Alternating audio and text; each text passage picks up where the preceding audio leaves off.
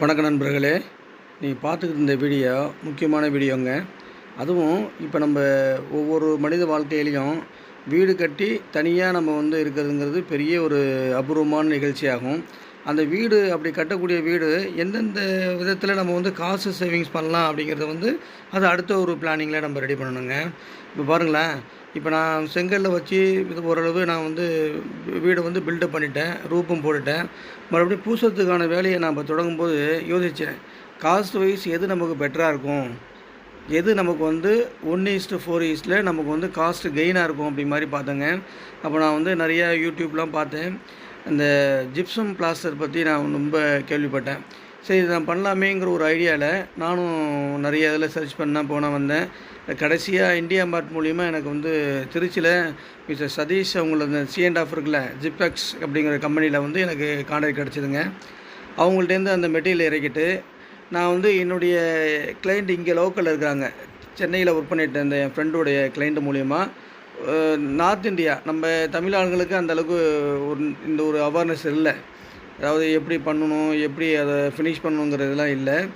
So அவங்க மூலிமா நான் அழைச்சி என்னுடைய வீட்டுக்கு ஓன் பிளேஸுக்கு ஃபஸ்ட்டு நாம் ஒரு தொழிலை நாம் திருப்தி அடைஞ்சி தான் மற்றவங்களுக்கு சொல்லணுங்கிற கான்செப்டில் தான் அவங்கள நான் கொண்டு வந்தேங்க.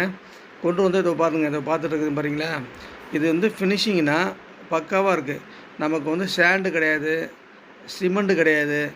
அப்படியே ஜஸ்ட் அப்படியே அந்த பேக் அப்படியே ஓப்பன் பண்ணி கரைச்சிட்டு அப்படியே பட்டி பார்க்குற மாதிரி அவங்க அடித்து மட்டப்பளவை இதெல்லாம் பாலிஷ் நல்லா போடுறாங்க, போட்டு பக்காவாக இருக்குங்க.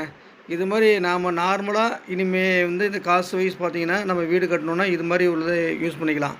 எனக்கு அனுபவபூர்வமாக சொல்கிறேன், நான் ஒரு பில்டர் தான் நானும்.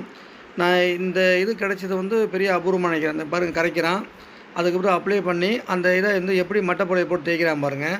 இது ஜஸ்ட் ஒரு 5 மினிட்ஸ்க்குள்ளே அந்த ஒரு கரைச்சி முடிஞ்சிருதுங்க.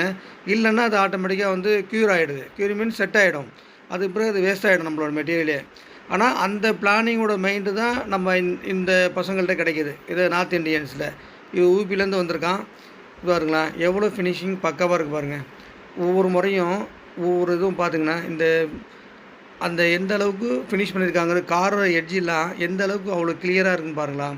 இது அனுபவபூர்வமாக நான் ஒரு விதமாக நின்று அவங்க கூட ரசித்து பார்த்ததில் எனக்கு 4:3 எனக்கு காஸ்ட் சேவிங்ஸு.